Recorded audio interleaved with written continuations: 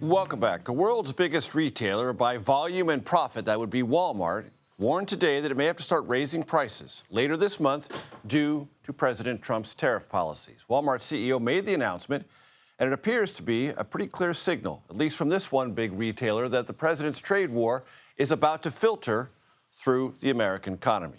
J.D. Durkin is at the New York Stock Exchange, joins me now. J.D., always great to see you. I want to play for you two pieces of sound. One from the CFO, the Chief Financial Officer of Walmart. His name is John Rainey. And then someone a little bit more recognizable to our audience, the Federal Reserve Chairman Jerome Powell, not only about prices at Walmart, but supply shocks to come. Let's listen. Just a week ago, we were at 145% tariffs. Now, we're very appreciative of the progress that the administration has made to get them down to this level, but I would say that it's still too high for consumers. We'd like to see them come down more.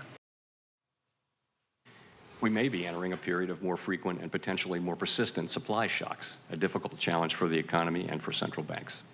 JD, give me your perspective. Well, we'll start with Walmart here, Major, and I think the way you lay it out is really important. There's really no surprise to me why so many analysts make the argument that Walmart is, in their estimation, the most important company in the United States of America. It's really the canary in the coal mine for the pressure points that American shoppers and retail goers are going to face. In this case, for the months and the weeks ahead, it is the largest employer in the U.S. outside of the federal government, touting a workforce of more than 2 million people. 90% of Americans, Major, live within 10 miles of a Walmart. So when Walmart speaks, and they are out there very much taking the lead in this very uncertain terrain that we're in for Wall Street. And you hear the Walmart CFO very clearly communicating that they are now at the pressure point where they expect tariffs to be passed down to the consumers.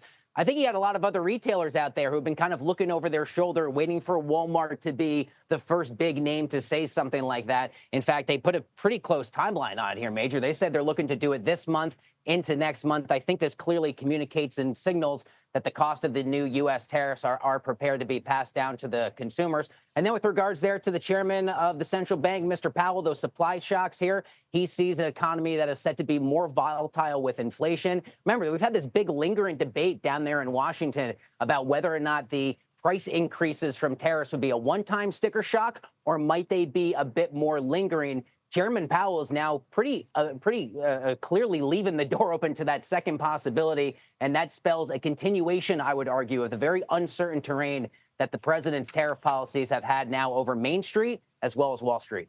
And, JD, this is, for our conversation, really a China-focused conversation, because though the market earlier this week celebrated, or last week, going down from 145% tariffs to 31%, 31% is still very, very high. And as Walmart made clear, suppliers can't absorb that, retailers can't absorb it. It has to be passed along. There will always be some effort from the Walmarts of the world or any other retailer to try in good faith, I would think, to absorb some of those costs. Some of the export costs will be absorbed. But ultimately, yes, I think you are correct. That will be passed down. And I think that some semblance of a deal with China is really the ultimate white whale of all this. The Trump administration is trying to get Beijing to heel, which is far easier said than it is done. It's one thing to have these other trade announcements that cross the finish line. Yes, Wall Street wants to see progress made on all of those. But really, when it comes down to the stickiness and the political differences, geopolitics at play between Washington and Beijing, it is good we got some answers. It's good we have a so-called meeting mechanism, as Treasury Secretary Scott Bessent laid out a few days ago. But there's still a lot of unanswered questions there, Major. We know it's a 90-day pause. What is the timeline implementation? What happens after that? Can the numbers be adjusted in the near term of those 90 days? That makes forward-looking guidance from the Walmarts of the world incredibly difficult. And as we know, the stock market is largely driven on optimism for the future, but that future is unclear right now.